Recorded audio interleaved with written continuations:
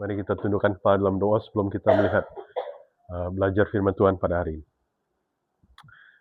Tuhan, terima kasih untuk pagi ini Tuhan. Engkau memberikan kami kesempatan di cuaca yang cukup dingin. Musim dingin akan segera tiba. Tapi Tuhan, Engkau masih memperkenankan kami untuk berkumpul bersama-sama, bersekutu bersama-sama sebagai saudara seiman.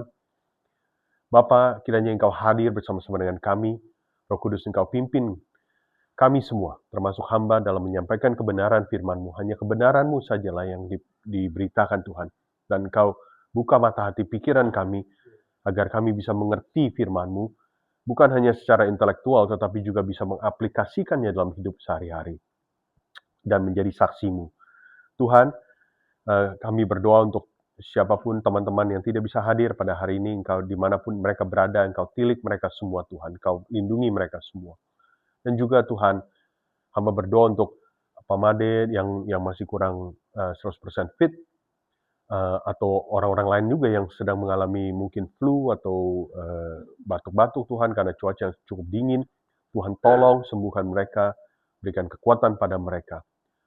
Tak terlupakan juga Tuhan, hamba juga ingin berdoa untuk para ibu, para istri, dan hari ini kami mengingat atau mencoba apresiasi Tuhan, belajar untuk mengapresiasi kehadiran ibu yang telah bekerja keras dengan segala daya tenaga yang mereka berikan pada keluarga, pada suami, pada anak-anak. Tuhan, Engkau memberikan mereka kepada kami semua.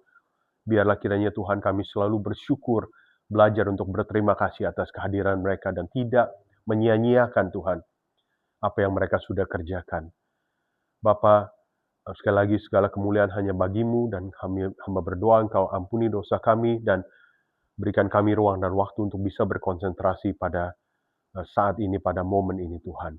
Terpujilah nama-Mu dari kekal sampai kekal selama-lamanya. Dalam nama Tuhan Yesus kami berdoa. Amin. Oke. Nah, mari kita sama-sama tetap membuka ya bagian Kisah Para Rasul pasal 1 ini yang cukup panjang tadi kita sudah baca. Saya ingin mulai dari ayat pertama ya. Kitab Kisah Para Rasul ini ditulis oleh Lukas, ya, ditulis oleh Lukas. Jadi kalau kita bisa mengatakan ini Lukas bagian kedua. Kita ada Injil Matius, Markus, Lukas. Ini Lukas juga yang menulis. Mungkin kita bisa katakan sebagai Lukas part 2, Lukas bagian kedua. Kenapa?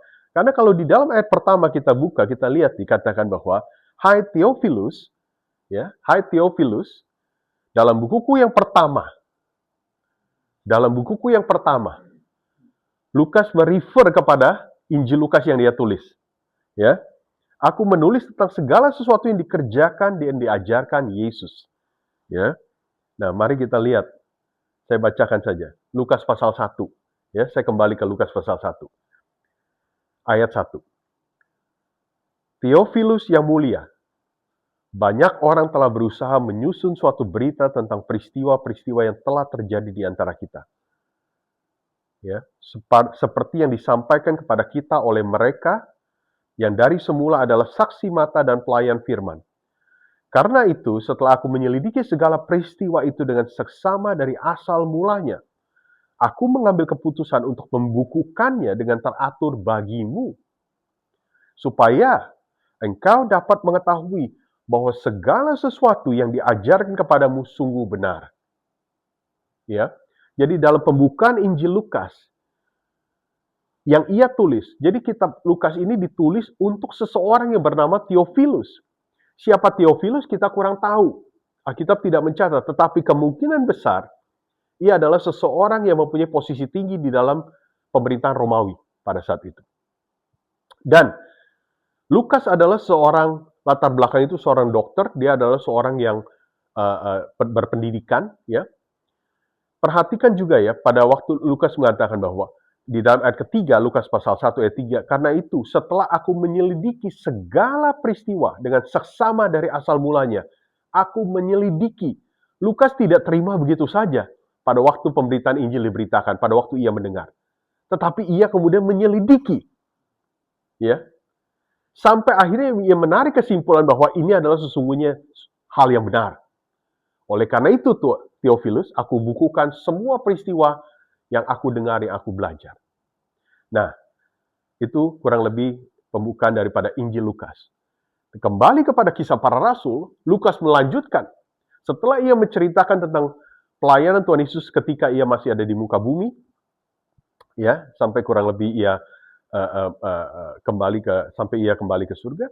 Nah, di dalam kisah para rasul, Lukas melanjutkannya lagi. Hai Theophilus, dalam bukuku yang pertama, aku menulis tentang segala sesuatu yang dikerjakan dan diajarkan Yesus. Sampai pada hari ia terangkat. Endingnya ya. Sampai pada hari ia terangkat. Sebelum itu, nah di sini Lukas mulai menceritakannya. Sebelum Yesus terangkat di dalam pasal pertama ini, ia telah memberi perintahnya. Apa yang terjadi sebelum ia terangkat? Yang Lukas tidak catat di dalam Injil yang pertama, di dalam Injil Lukas. Lukas jadi memberikan elaborasi yang lebih informasi yang tidak dicatat di dalam buku yang pertama. Jadi ia lanjutkan di sini. Hei Theophilus, sebelum Yesus terangkat, Tuhan Yesus memberikan perintahnya oleh Roh Kudus kepada rasul-rasul yang dipilihnya, pada para muridnya. Pada saat ini, seperti kita tahu tadi, seperti kita baca, para murid tinggal 11. Karena Yudas pada saat ini sudah tidak ada lagi menjadi bagian mereka. Sudah meninggal. Ya. Nah, apa yang terjadi? Kepada mereka, Yesus ayat ketiga, ia menunjukkan dirinya setelah penderitaannya selesai dan dengan banyak tanda, ia membuktikan bahwa ia hidup. Selama 40 hari, ia berulang-ulang menampakkan diri dan berbicara kepada mereka tentang kerajaan Allah. Dan pada suatu hari ketika ia makan bersama-sama dengan mereka, ia melarang mereka meninggalkan Yerusalem dan menyuruh mereka tinggal di situ menantikan janji Bapa. Yang demikian katanya, telah kamu dengar daripadaku sebab Yohanes membaptis dengan air tetapi tidak lama lagi kamu akan dibaptis dengan Roh Kudus. Jadi bagian pertama ini, poin pertama adalah masa penantian akan Roh Kudus. Jadi apa yang terjadi sebelum Yesus terangkat ke surga? Ia mengatakan pada 11 murid atau para rasul, jangan tinggalkan Yerusalem. Kalian harus tunggu. Tunggu. Ya. Ini merupakan satu masa penantian dan persiapan. Tunggu. Karena Roh Kudus akan datang. Janji atau apa yang dikatakan oleh Yesus tentang Roh Kudus ini bukan sesuatu yang baru sebenarnya. Di dalam, kalau kita baca di dalam Yohanes pasal 14, ya, in John chapter 14, di dalam Yohanes pasal 14, Tuhan Yesus sudah memberikan indikasi tentang janji akan Roh Kudus. Kalau nanti bisa dibaca di rumah, kalau di rumah Yohanes pasal 14, Yesus memberikan janji tentang Roh Kudus. Dan di sini Lukas di dalam kisah para rasul, di dalam suratnya kepada Theophilus, ia menceritakan lagi hal itu, bahwa sebelum Yesus terangkat, ia menyuruh mereka tinggal atau para murid menantikan janji Bapa. Yang Tuhan Yesus katakan di dalam Yohanes pasal 14, demikian katanya, telah kamu dengar bahwa Roh Kudus ini akan datang. Masa penantian akan Roh Kudus. Di dalam pekerjaan ini semua, di dalam tugas yang diberikan oleh Tuhan Yesus kepada para murid, ya. Sebelum itu dilakukan, Tuhan Yesus bilang, masa penantian dulu, penantian akan Roh Kudus, ya. Nah, yang ingin saya katakan di sini, di dalam ayat ke-5, sebab Yohanes membaptis dengan air, tetapi tidak lama lagi kamu akan dibaptis dengan Roh Kudus. Ya. Bahasa Inggrisnya, but you will be baptized with the Holy Spirit not many days from now. Nah, saya ingin mengajak kita untuk melihat. Saya nggak tahu berapa banyak di antara kita yang pernah dengar ada pandangan yang mengatakan bahwa seseorang itu perlu dibaptis oleh Roh Kudus. Seperti baptisan kedua.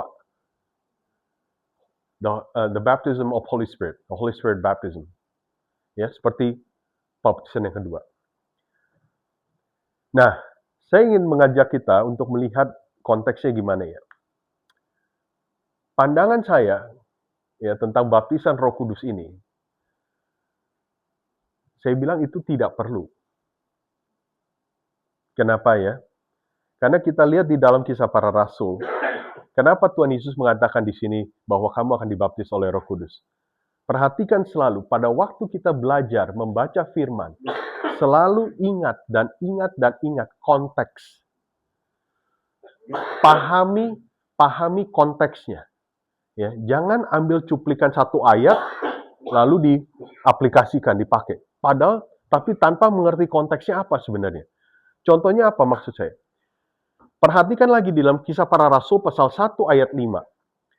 Sebab Yohanes membaptis dengan air. Ya, Yohanes membaptis dengan air biasa. Oleh karena itu, kamu, para rasul, harus dibaptis dengan Roh Kudus. Karena dengan air itu tidak ada sesuatu, air itu tidak bisa memberikan apa-apa kepada kamu. Ya, di dalam konteks pekerjaan yang nanti kita akan masuk ke bagian kedua, dalam konteks pekerjaan yang ditugaskan oleh Tuhan Yesus, air ini nggak bisa memberikan kamu kekuatan, ya. Yang hanya bisa itu adalah Tuhan sendiri, yaitu Roh Kudus. Kalau kamu dibaptis oleh air itu berarti kamu harus, maka itu Tuhan Yesus katakan kamu harus dibaptis oleh Roh Kudus. Ngerti ya kira-kira ya? Jadi konteksnya, ya. Nah, konteksnya. Nah, coba kalau kita baca Matius 28, tolong ada yang bahasa Indonesia, baca Matius 28 ayat ke 20. Matius 28 ayat 19, sorry. Matius 28 ayat 19.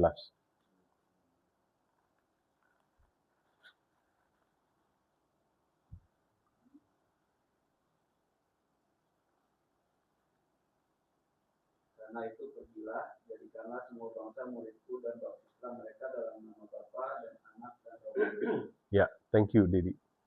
Kalau seorang sudah dibaptis dalam nama Allah Bapa, Putra, dan Roh Kudus, apakah orang itu perlu dibaptis lagi oleh Roh Kudus untuk mendapatkan baptisan kedua yang disebut baptisan Roh Kudus? Apakah perlu? Seseorang sudah dibaptis dalam nama Allah Bapa, Putra, dan Roh Kudus. Apakah orang itu kemudian perlu dibaptis lagi oleh Roh Kudus? Bandingkan dengan seseorang yang dibaptis hanya dengan air, air aja. Nggak ada Allah Bapa, Allah Putra, Roh Kudus, air aja. Apakah orang itu perlu baptisan Roh Kudus? Ngerti nggak gambarannya? Ya. Jadi maka itu saya mengatakan pandangan saya, tidak ada baptisan Roh Kudus itu, tidak ada baptisan Roh Kudus. Saya menyadari bahwa ada pandangan lain yang mengatakan hal yang berbeda. Tapi yang saya ingin bagikan kepada kita semua di dalam konteks ini sekali lagi. Kenapa Tuhan Yesus mengatakan pada para murid bahwa kamu akan dibaptis tidak lama lagi dengan Roh Kudus? Karena Tuhan Yesus mengajak mereka semua untuk mengingat baptisan Yohanes. Kalau masih ingat, pada waktu kita membahas Injil Markus, di dalam awal, Yohanes membaptiskan orang dengan air. Yang fungsinya adalah sebagai simbolisme atau untuk pertobatan, panggilan untuk pertobatan, kembali kepada jalan Tuhan. Tetapi kemudian setelah Yesus masuk dalam pelayanan, seperti tadi dibacakan oleh Didi dalam Matius 28 ayat 19, Tuhan Yesus kemudian mengajarkan, pergi dan jadikanlah semua bangsa muridku dan baptiskanlah mereka dalam nama Bapa, Putra, dan Roh Kudus. Bukan lagi baptiskan mereka hanya dengan air. Sekali lagi, maka jadi kalau seseorang sudah dibaptiskan dalam nama Allah Bapa, Putra, dan Roh Kudus, tidak ada lagi istilah harus dibaptis lagi oleh Roh Kudus.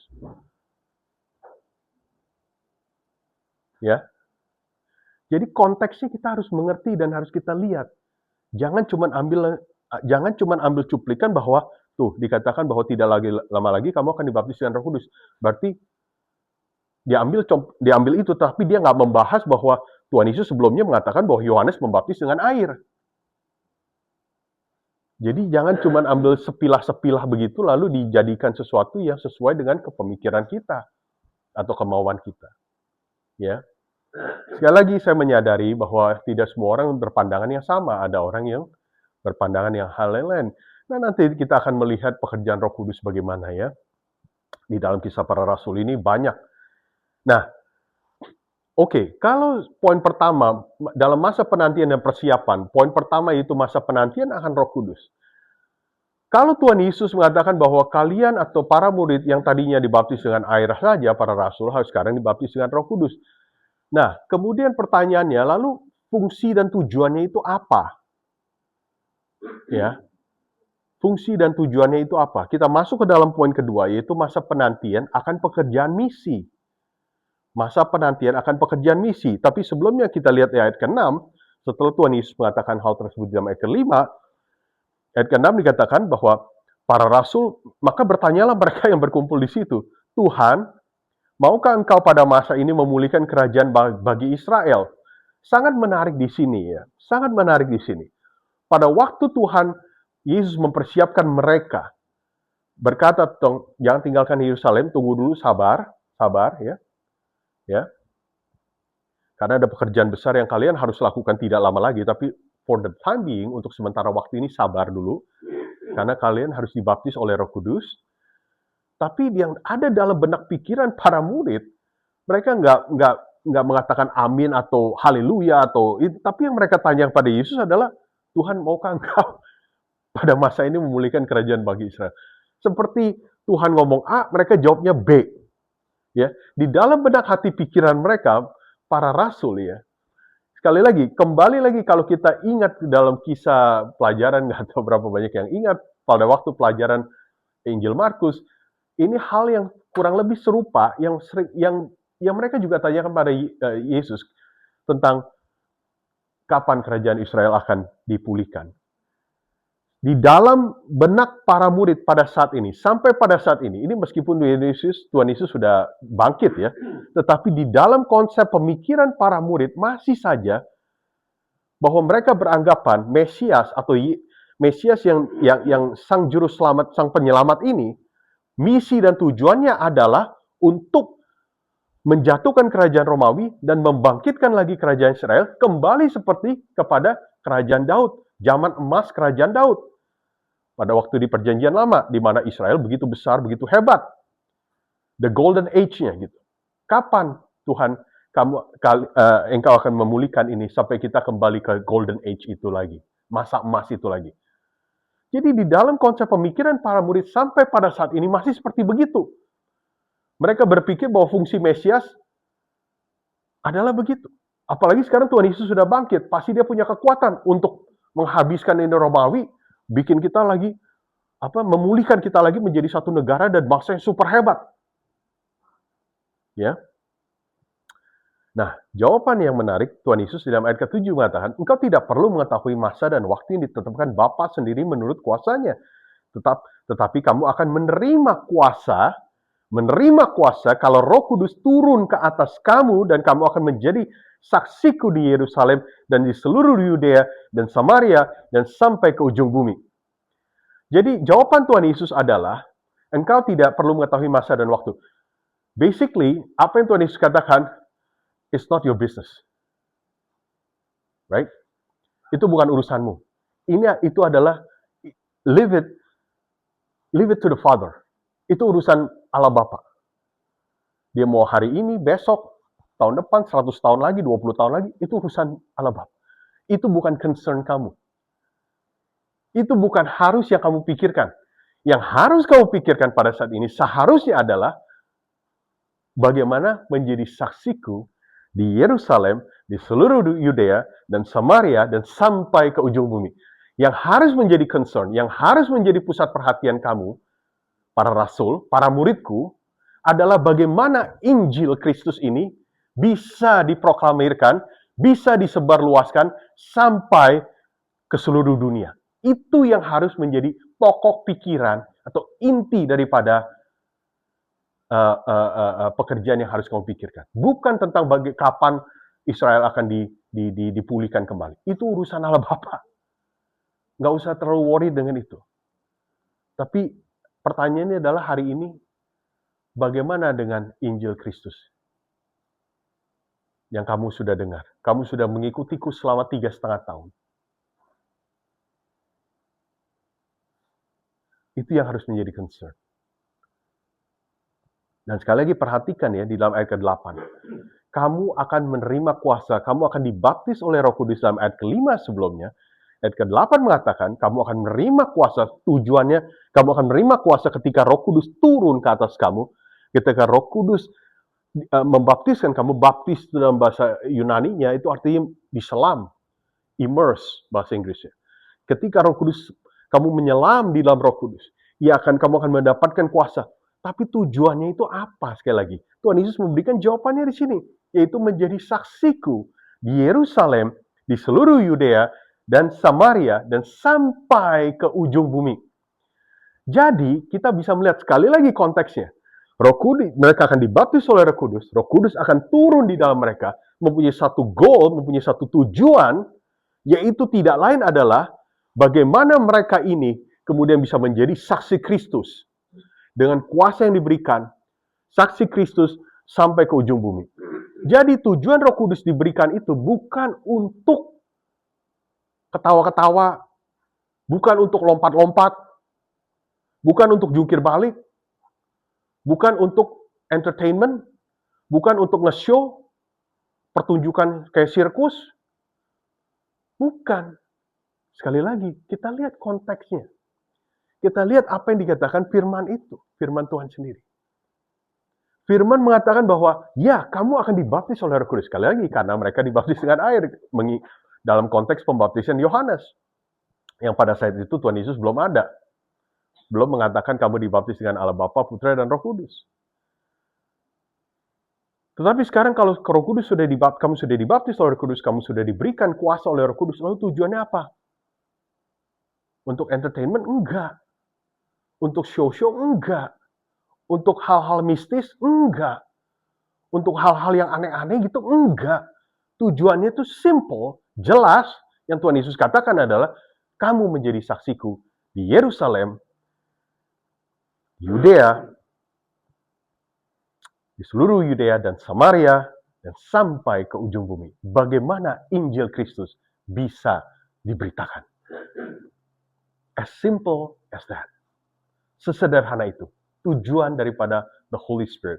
Tujuan, the goal of Holy Spirit. Why you were given the Holy Spirit. Tujuan daripada Roh Kudus. It's just to be the witness of Christ in this world. Ya. Dan as simple as that. Ya. Dan ini menjadi satu pertanyaan buat kita hari ini. Bagaimana dengan kita hari ini? Yang mengatakan bahwa kita adalah murid Tuhan Yesus. When we claim that we are the follower of Jesus Christ, lalu gimana? You know, what are we doing today? Sekali lagi, kembali kepada Matius 28 ayat 19, Tuhan Yesus mengatakan, go and make disciples. Pergi dan jadikanlah semua bangsa muridku. Itu bukan opsi ya. Itu bukan sesuatu suggestion. Itu bukan buat usulan daripada Tuhan Yesus, bukan. Itu adalah suatu command, suatu perintah. Perintah yang diberikan oleh Tuhan Yesus pada para pengikutnya, para muridnya. Sehingga perintah itu juga berlaku buat kita hari ini. Kalau kita memang mengatakan bahwa kita adalah murid Tuhan Yesus, pengikut Tuhan Yesus, dan kita nggak bisa lepas dan tidak bisa lari dari perintah yang Tuhan Yesus berikan di dalam Matius 28 ayat 19 sampai 20. Terus terang banyak, saya kadang-kadang berjumpa dengan orang, kalau kita berbicara mengenai soal penginjilan, lalu jawaban yang paling menarik ada yang klasik. Orang itu mengatakan, oh itu bukan saya, si A. Dia punya karunia atau penginjilan, tapi saya enggak. Atau si B. Pokoknya orang lain kecuali saya. Ya. Kadang-kadang saya bingung gitu kalau dengar penjelasan gitu. Saya dalam hati, disclaimer dulu ya, saya tidak mengatakan bahwa saya ahli dalam penginjilan. Saya juga masih belajar. Dan saya masih perlu diingatkan akan apa yang Tuhan Yesus perintahkan. Tapi kalau orang memberikan jawaban seperti itu, saya kadang-kadang mikir gitu. Perintah yang Tuhan Yesus berikan dalam Matius 28 ayat 19 sampai 20, apakah perintah itu hanya untuk spesifik orang-orang tertentu? Oh, noni aja. Oh, Daniel aja, yang lain nggak usah. Saya pikir-pikir, enggak juga ya. Kan Tuhan Yesus berbicara pada para pengikutnya, para muridnya.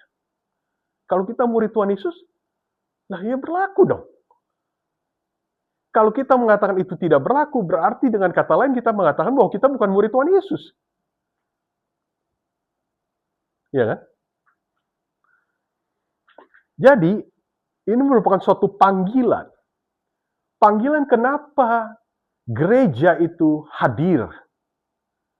Gereja, by the way, di dalam bahasa Yunani-nya kita sering, mungkin ada yang pernah dengar, bahasa Yunani disebut eklesia. Ya, ada ilmunya yang namanya eklesiologi. Eklesiologi itu adalah ilmu mempelajari teologi gereja. Ya, dalam seminari itu ada eklesiologi. Tapi eklesia atau gereja itu apa sebenarnya? Sekali lagi ini satu catatan ya. Gereja itu bukan gedung.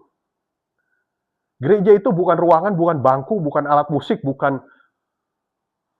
lampu-lampu whatever, you name it, bukan. Gereja itu adalah eklesia, itu adalah kalau dalam bahasa Inggris itu assembly. Assembly itu artinya apa? Kumpulan kan?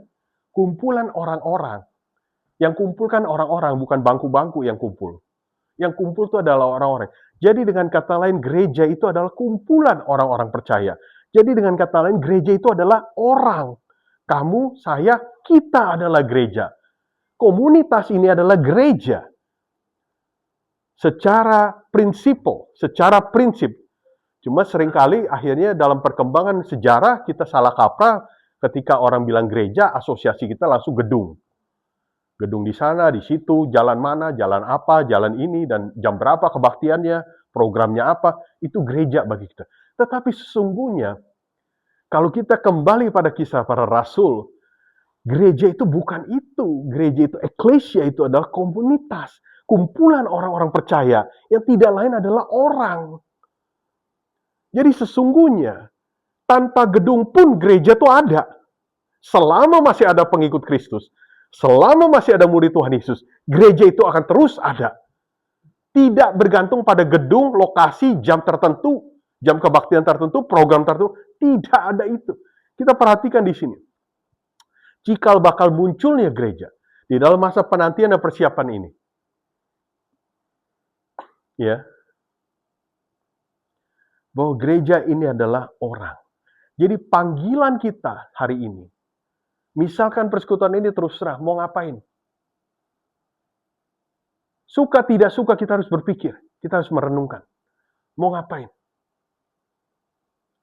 Karena gereja, eklesia itu, kumpulan orang-orang percaya itu, dengan perintah yang Tuhan Yesus berikan dalam Matius 28 ayat 19-20, berarti gereja itu tidak bisa menjadi social club. Gereja itu tidak bisa menjadi cuma ajang untuk kumpul-kumpul aja tanpa satu tujuan yang jelas.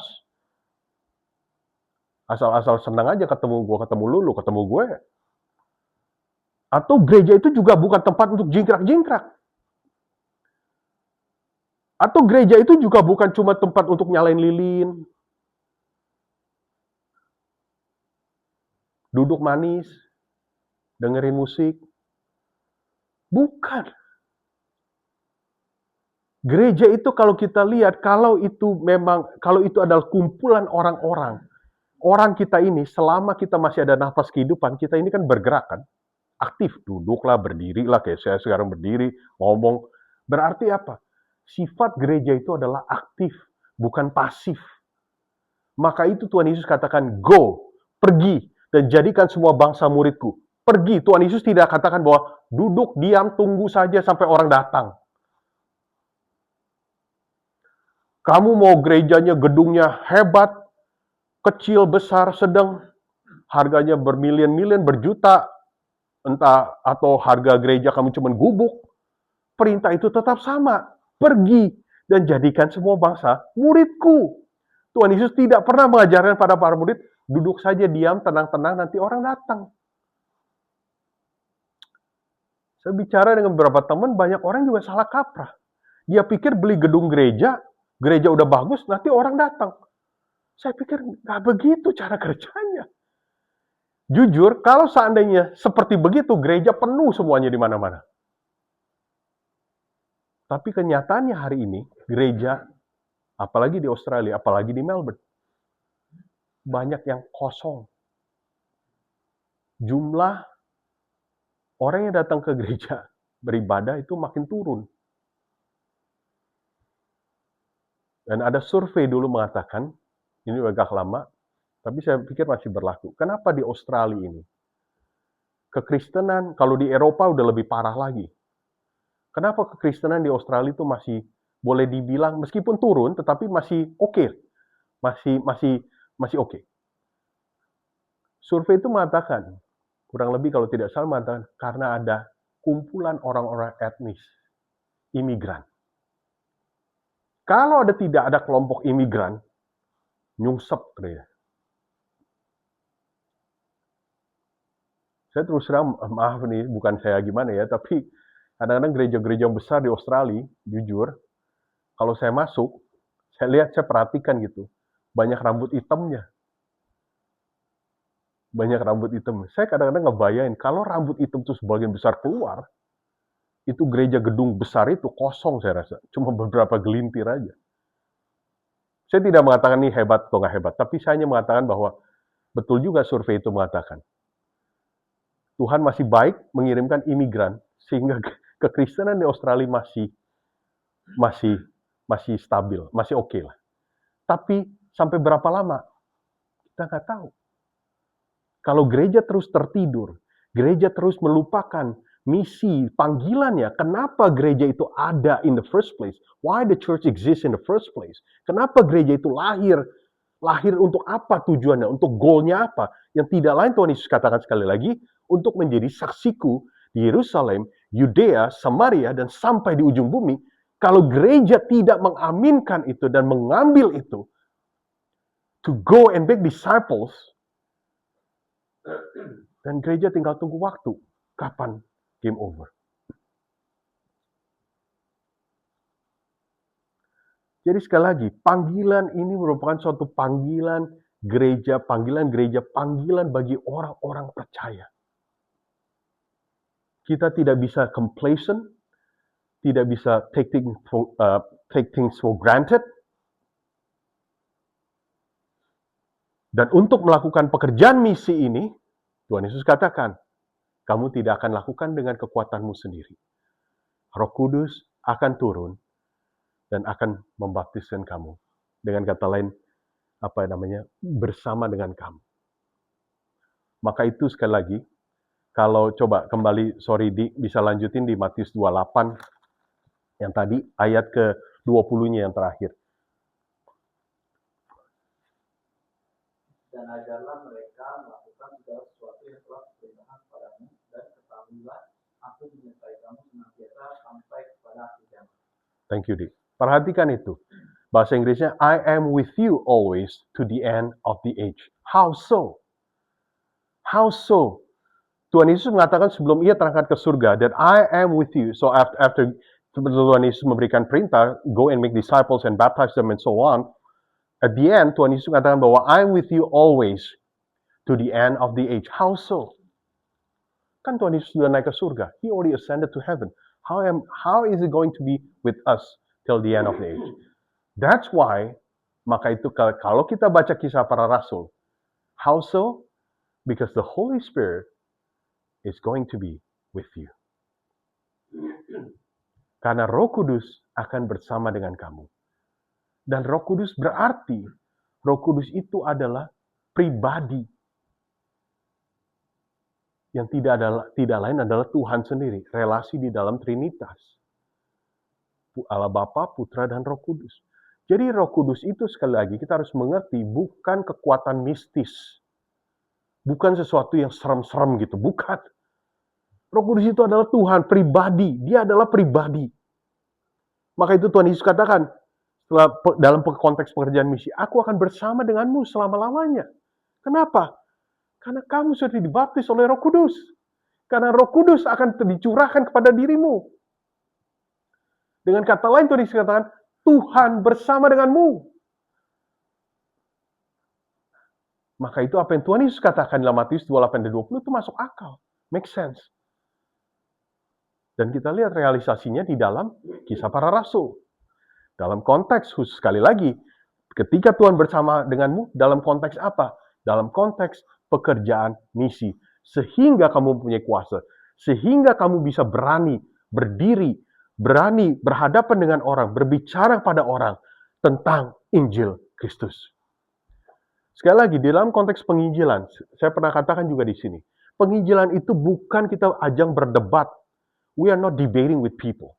That's not the whole idea or the whole purpose. Ya, itu bukan penginjilan. Mungkin ada yang diberikan karunia oleh Tuhan seperti itu. Ada masanya, tetapi penginjilan, sebab orang selalu seperti alasan yang tadi. Oh, itu bukan saya, itu si A, si B, si C, but not me. When you talk about evangelism, it's others, but not me. Saya pikir jawaban orang seperti itu karena mereka, satu, mungkin tidak mengerti. Kedua, karena mungkin mereka takut.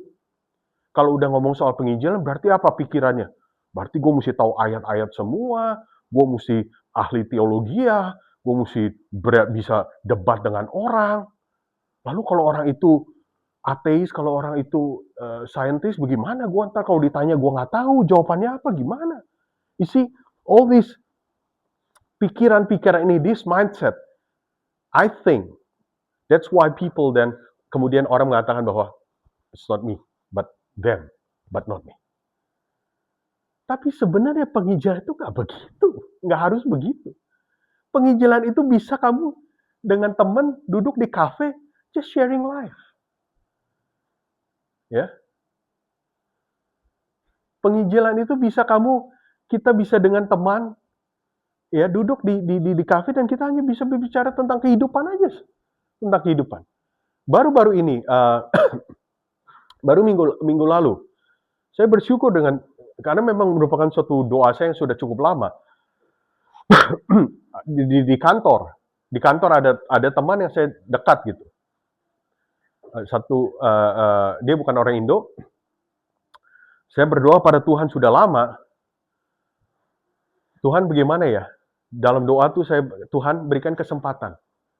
Berikan kesempatan untuk kirimkan orang yang dimana pintu bisa dibukakan sehingga conversation atau percakapan kita itu bisa menjurus ke arah gospel, ke arah Injil. Ya. So I prayed about it for a long time. Dan minggu lalu, kita lagi lunch time, duduk sama dia ngobrol, lalu dia mulai cerita.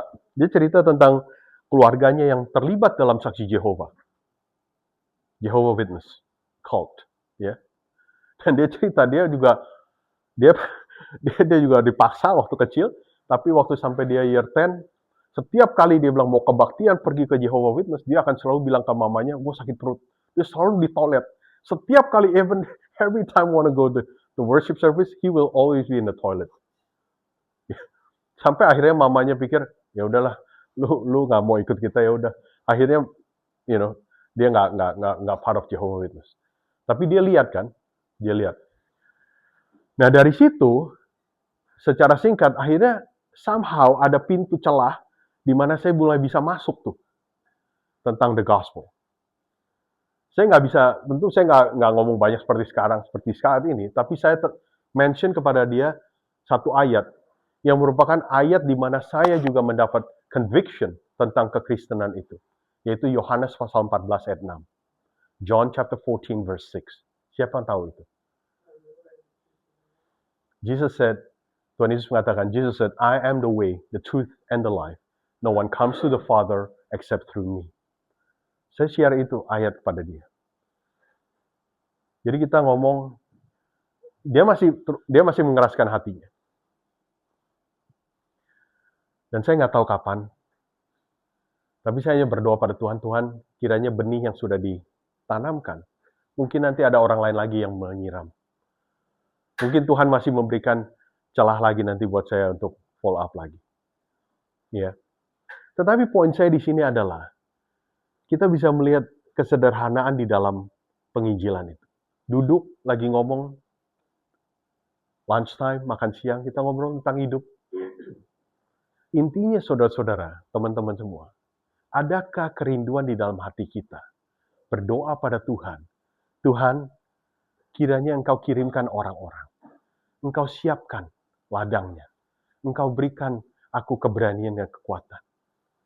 Adakah kerinduan itu? Adakah itu merupakan doa kita? Ataukah kita nggak pernah sama sekali mikirin itu?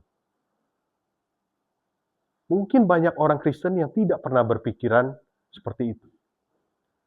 Dia hanya pikir datang gereja minggu, pulang, datang minggu, pulang. Dan every Sunday just like that. Come and go, come and go, come and go. And then when they pray, ketika mereka berdoa pada Tuhan, what they're doing is that, Lord, I want this, I want that, I want this, I want that. But they hardly pray, tapi mereka jarang berdoa. They hardly pray about, Lord, how can you use me to bring the gospel to this fallen world? Bagaimana engkau bisa mempersiapkan aku dan sehingga aku bisa keluar sana? Banyak orang yang masih belum mengenalmu, banyak orang yang masih belum mendengarmu.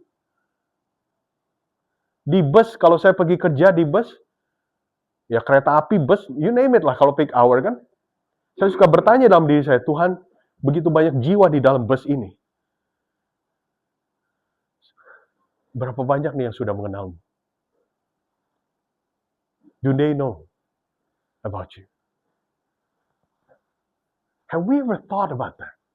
Apakah kita pernah berpikir seperti itu? When we teman kita in school, in university, right? Again, I'm not saying that bukan kita untuk lalu datang ke dia bawa Alkitab geplak aja pala dia pakai Bible bashing. No. Dengan teman saya yang tadi saya ceritakan, meskipun dia masih mengeraskan hati, tapi at the end of the day, we still friends. We still laugh together. Kita masih ketawa sama-sama, kita masih joke around sama-sama. Tapi the seed, benihnya itu sudah pelan-pelan masuk ke dia. And let the Holy Spirit works. Kuasa akan diberikan oleh Roh Kudus pada dirimu. Kalau kita mengatakan kita murid Tuhan Yesus, kita dibaptis dalam nama Allah Bapa, Putra, dan Roh Kudus. Tapi kenapa kita tidak punya kerinduan to bring the gospel to people? Are we saying that we don't have that power? Apa kita mengatakan kita tidak punya kuasa itu untuk menjadi saksi Kristus? Untuk menjadi saksi Kristus dimanapun kita berada, dimanapun Tuhan tempatkan kita. Di high school, university, at home, at work. Ya, saya akan lompat lagi. Yang ketiga, poin ketiga. Penantian akan Roh Kudus, pertama, penantian akan pekerjaan misi. Dan ketiga, masa penantian persiapan pergantian. Seperti tadi kita baca, ya. Perhatikan yang menarik di sini juga ya. Jadi di dalam masa penantian itu semua, perhatikan ya, para murid tuh nggak langsung sibuk, nggak langsung mikir, oh kita mesti ciptain program apa nih, kita mesti cari gedung apa, dana berapa yang harus kita kumpulkan, bagaimana nih kita mesti ini segala macam, supaya orang tertarik datang. Enggak ada itu. Yang kita lihat di dalam ayat ke-12, ya, ayat ke-14 langsung saja. Ya, ayat ke-14. Yang dilakukan oleh mereka semua setelah Tuhan Yesus naik ke surga dan mereka kembali, mereka mencari ruangan atas, dan ayat 14 dikatakan mereka semua bertekun dengan sehati dalam doa bersama-sama dengan beberapa perempuan serta Maria ibu Yesus dan dengan saudara-saudara Yesus. The key word underline-nya, mereka semua bertekun dengan sehati dalam doa bersama-sama. As simple as that. Pray. Pray together. Berdoa bersama-sama. Mereka nggak sibuk dengan nyari gedung, nyari dana, nyari segala macam. Mereka cuma balik berdoa. Itu yang pertama kali mereka lakukan. Saya rasa untuk kita bisa berdoa, kita tidak perlu gedung mewah, ya. Dimanapun kita bisa berdoa. Itu yang mereka lakukan, sesederhana itu. Berdoa bersama-sama. Dan lalu yang menariknya lagi, ayat 15, pada hari-hari itu, ini mulai cikal bakalnya. Berdirilah Petrus di tengah-tengah saudara-saudara yang sedang berkumpul itu, kira-kira 120 orang. Sudah ada 120 orang. Saya nggak tahu terus terang bagaimana. Tuhan Yesus selama dia ada di muka bumi ya, orang-orang sudah mendengar dan melihat kebangkitan dia. Kebangkitan itu mempunyai power. Peristiwa kematian dan kebangkitan itu. 120 orang pada saat itu sudah berkumpul. Dan akhirnya setelah kita baca di dalam masa penantian pergantian ini yang digantikan, tentu mereka bilang, Petrus bilang, kita mulai dengan 12, kita jalani dengan 12 lagi. Mari kita pilih salah satu orang. Ya.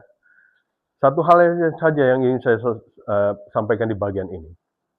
Di dalam ayat ke-26 dikatakan, lalu mereka membuang undi bagi kedua orang itu. Kedua orang itu ya Matias dan satu lagi Barsabas ya. Namanya Yusuf yang disebut bukan Barabas ya, Barsabas. Yusuf yang disebut juga Barsabas. Antara Barsabas dan Matias, bagaimana cara mereka memilihnya? Mereka membuang undi bagi kedua orang itu. Sebelumnya mereka berdoa, dan kemudian mereka membuang undi bagi kedua orang itu, dan undi itu jatuh di Matias. Tentang undi atau bahasa Inggrisnya casting lots. Nah ini menarik juga ya, kita harus mengerti. Di dalam konsep casting lots ini bukan sesuatu yang aneh ya di dalam lingkungan orang Yahudi, karena sudah banyak dikerjakan di dalam perjanjian lama. Khususnya berkaitan dengan pembagian lahan. Di dalam cerita Yosua ya, itu kalau ya si A dapat tanah yang mana nih, si ini dapat tanah yang mana ini, mereka doing casting lots. Dan ingat pada waktu Tuhan Yesus juga mati di kayu salib, apa yang dilakukan oleh para tentara Romawi? Mereka juga membuang undi untuk mencari baju bagian mana nih yang buat gue. Ingat kan? Nah ya. Jadi, tapi yang menariknya adalah undi itu seperti apa bentuknya kita nggak ada yang tahu. Apakah seperti, nggak tahu kalau kita suka nonton film Chinese atau Asia tuh suka dia pakai stick, tuntar sticknya yang keluar yang mana gitu ya. Atau dia pakai gundu, atau dia pakai apa, kita nggak tahu. Ya. Tapi yang jelas mereka melakukan casting lots dan pertanyaannya sekarang adalah, lalu apakah kita masih mempraktekkan undi-undi ini? Ya. Di dalam kita yang hidup sudah di dalam masa seperti hari ini, di mana Injil sudah terpenuhi semua, dari kitab Kejadian sampai Wahyu sudah tersedia di depan mata kita, di mana Roh Kudus sudah ada di dalam kita, di mana firman Tuhan secara utuh sudah diberikan oleh kita. Maka dari itu, konsep undi-undi ini sudah tidak berlaku lagi, sudah tidak dijalankan lagi. Dan terus terang, kalau kita baca kisah dalam perjanjian baru, itu jarang sekali diungkapkan tentang undi-undi. Bandingkannya begini, kalau tidak salah, di dalam perjanjian lama itu 70 kali tentang kata undi itu diungkap. 70 kali. Di dalam perjanjian baru hanya 7 kali. Ya. Dan kita hari ini, kita sudah mempunyai kelengkapan firman Tuhan yang utuh dari Kejadian sampai Wahyu. Kita tidak lagi melakukan undi-undi tersebut. Karena we have the Spirit, the Word, all in front of us. Ya. Jadi kita bukan ahli nujum. Ya, orang Kristen itu bukan ahli nujum ya. Pakai undi-undi siapa yang ini, bukan. Kita bukan gitu. Kita mau cari kehendak Tuhan, kita baca firman Dia. Kita berdoa. Seperti yang dilakukan para murid, berdoa, bertekun dalam doa bersama-sama. Jadi masa penantian akan Roh Kudus. Baptisan Roh Kudus itu bukan baptisan kedua. Ya, konteks sekali ini. Konteksnya kita mesti lihat. Kedua, masa penantian akan pekerjaan misi. Roh Kudus diberikan, lalu tujuannya apa?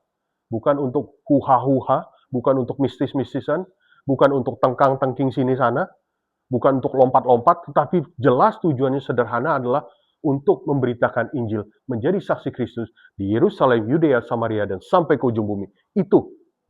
Di mana di dalam proses perjalanan itu, Roh Kudus akan memberikan kuasa, kekuatan. Dan nanti kita akan, kalau Tuhan berkenan, nanti saya balik lagi ke sini, kita akan lanjutkan lagi Kisah Para Rasul pasal 2. Saya tidak tahu 28 pasal sampai kapan kita baru selesai, tapi kerinduan saya adalah untuk terus memberitakan tentang lahirnya gereja dan pergerakannya ini, berdasarkan Kisah Para Rasul. Ya, nanti Kisah Para Rasul pasal 2 itu lebih menarik lagi tentang the coming of the Pentecost, turunnya Roh Kudus, bahasa lidah. Kita akan lihat nanti. Ya. Dan yang terakhir dari hari ini adalah penantian dalam pergantian, di mana Matias dipilih untuk menjadi sehingga 12 itu menjadi utuh lagi, seperti seolah-olah mewakili 12 suku daripada bangsa Israel untuk kemudian melakukan penginjilan. Pertanyaannya sekali lagi, bagaimana dengan kita hari ini? Apakah selama ini kita salah mengerti tentang arti gereja? Lalu kedua, peranan kita apa sekarang?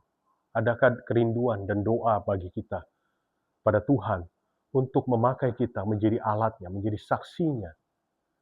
saksinya di tengah-tengah dunia ini, dimanapun kita berada. Banyak orang masih membutuhkan Injil. Banyak orang perlu mendengarkan Injil sebelum semuanya terlambat, sebelum semuanya berakhir.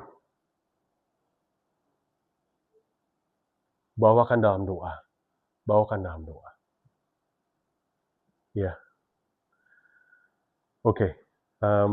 Saya mau stop di situ dan mari kita tundukkan dalam doa.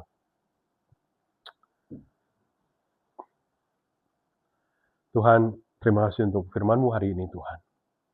Bapa, nyatakanlah dan ingatkanlah kami sekali lagi. Tegurlah kami, Tuhan. Bahwa arti mengapa gereja itu hadir. Apa tujuannya, Tuhan? Apa tujuan kami sebagai orang Kristen, sebagai kumpulan orang-orang percaya? Sebagai orang yang mengatakan kami adalah saksi-Mu, Tuhan. Kami adalah murid-Mu. Tuhan, ajarkan, tanamkan di dalam diri setiap daripada kami suatu kerinduan, kesadaran untuk menjadi saksi. Dan dengan kasih karunia-Mu, Engkau memberikan kami Roh Kudus yang adalah pribadi yang menyertai kami di dalam pelaksanaan pekerjaan misi ini. Seperti yang Tuhan Yesus katakan di dalam Matius 28. Terima kasih Tuhan, sekali lagi segala kemuliaan hanya bagi-Mu. Kau berkati terus pelayanan di MSF ini, Tuhan.